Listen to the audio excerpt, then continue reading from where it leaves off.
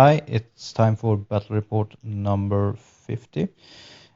Still keeping it casual and trying to widen my understanding of other playstyles and armies. So today it's Empire of Sonsdal against the Highborn Elves of Stefan. I haven't put that much effort in to the list, but mostly just built around the models I have. My army might look a lot like the typical elves, but it's actually the household army of one of the more sinister colonial lords of the empire, or some such. The armies look like this on paper. We played flank attack, where I chose to be the defender. We also had C standards for objective. I chose swordmasters, spears and archers for the objective, while he chose one militia, a crossbow unit and a spearman unit. Taking another look at the lists, I realized Marshal should have been the general with its higher leadership, so without rolling a single dice, I'm ahead on the cheating department. But he counters with a Warden of the Flame on a horseback, which is also illegal, so I guess we're even so far. I didn't have any well thought out plan for the deploy, more than that I need my gun line between the woods. I got first turn after placing all my remaining units with it when he had his characters and the swordmasters left. One small mistake I did early on was to place the Marshal too far from one of the crossbow units, making him unable to give them orders. My hope is that my cavalry can deal with his on the left, while flagellants and militia at least can destroy the wardens on the right. Shouldn't be many elves left to reach me in the middle, so overall it feels good. To make it a bit clearer for you the viewers, from my left we have knights with the prelate, sun griffins, spearmen, swordsmen, another unit of spearmen with a marshal, the 3 crossbow units with the wizards inside, and an artillery piece each behind. Furthest to the right, flagellants and a militia. From his left are the Flame Wardens, Lion Chariot, Archers, Swordmasters with BSB, Spears with Mage, Bolt Thrower, Lion Guard, Eagle and Lancers with the General. For spells he got Pyroclastic Blow, Scorching Salvo, Enveloping Embers and something more, while I had all but Portent Doom from the Divination Path. During my turn I move a bit on the flanks, but that's it. I used orders to give range and leadership buffs. For magic I get enough spells through to make almost my whole center either ITP or cold-blooded. For shooting, the crossbows make a good job killing 6 archers. The cannon miss, but the mortar kill a whopping of 12 spearmen. He passed all panic test though. Good start for the Empire, I must say. He then moves up. He only got Pyroclastic Flow in range for magic, which I dispel, so magic is rather uneventful. For shooting, on the other hand, he manages to kill 3 of one of the few units who were not ITP or cold-blooded. So. The crossbow unit with the 2 wizards, to be more specific. They fail their 7 reroll and run off the board, which makes his turn 1 about as good as mine was. In my turn then the flagellants fail frenzy, but doesn't make the charge. Other than that, I just try to plan the left flank so that I get the charge and not have to fight the Lion Guard with my cavalry. With only 1 wizard left, I don't have much choice, but at least I get hard target distracting off in a bubble. Shooting goes about the same as last turn, with the cannon missing, mortar getting a direct hit on the swordsmasters and the crossbows killing some archers. Unlike last turn, the mortar had an average roll, only killing 8 swordmasters, which is still really good, so I can't complain there.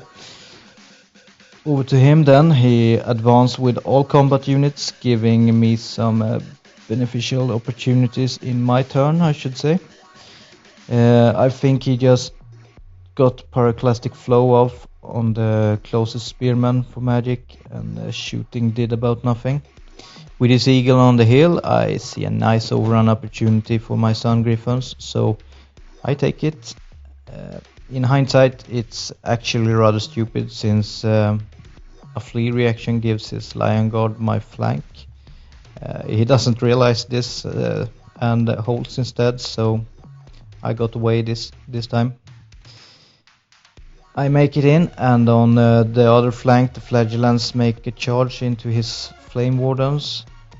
I haven't done the math here, but my gut tells me I should win that grind until his chariot join in. But then the militia should shoot down the last before they too got run over by the chariot, I think. For magic I only got no die enemy off to get the cold-blooded effect. The cannon misfires this turn, not getting to shoot in the next. Only thing that's hit are some crossbows, picking a wound here and there. For combat he kills 7 Flagellants, while I kill 6 Wardens, so far so good. On the left, 3 Sun Griffons fail to do more than 2 wounds to an eagle. Thankfully it breaks and I kill it and pursue into his knights. On my right then, he is confident in his Wardens and charged my militia instead, and with his chariot, and it makes it in. The Lion Guards fail a charge on the spearmen, and the swordmasters continue forward. His shooting and magic kills some of the BSB bunker, and that's it. In combat I kill 8 militia and break them, but can't catch them. The Wardens and Flagellants continue to grind each other down. On the left, his general starts by chopping up 1 Griffin immediately. The 2 left kill 2 Lancers before they are broken and run down. My turn 4, and I charge my knights into his, since they have nowhere else to go. Other than that, I only move a Spearmaiden unit up to delay his Lion Guard. I also divert his Swordmasters from the volley gun with a crossbow unit. For magic I get the hard target distracting bubble off again. I get another awesome shooting phase where the volley gun blasts his chariot clean off. Between mortar and crossbows all Swordmasters are dead. Only the BSB left. After the combat there is only 1 Flame Warden left, while I got 6 Flagellants. Since I didn't get any buff up on the knights, he does 2 wounds to the prelate and kill 1 ordinary knight. I in turn kill 5 knights, but he passes his break test. It's his turn, and his BSB charged my crossbows, while the Lion Guard charged the spears. For magic he 5 dice enveloping embers on my big unit. Of course he miscast, and I decide it is worth to let it through.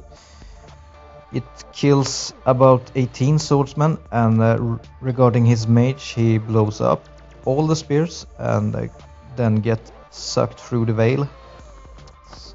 So it's a trade in my favor, I should say. Shooting continued to pick at my bunker. In combat the last warden died, and the BSB failed to break the crossbows.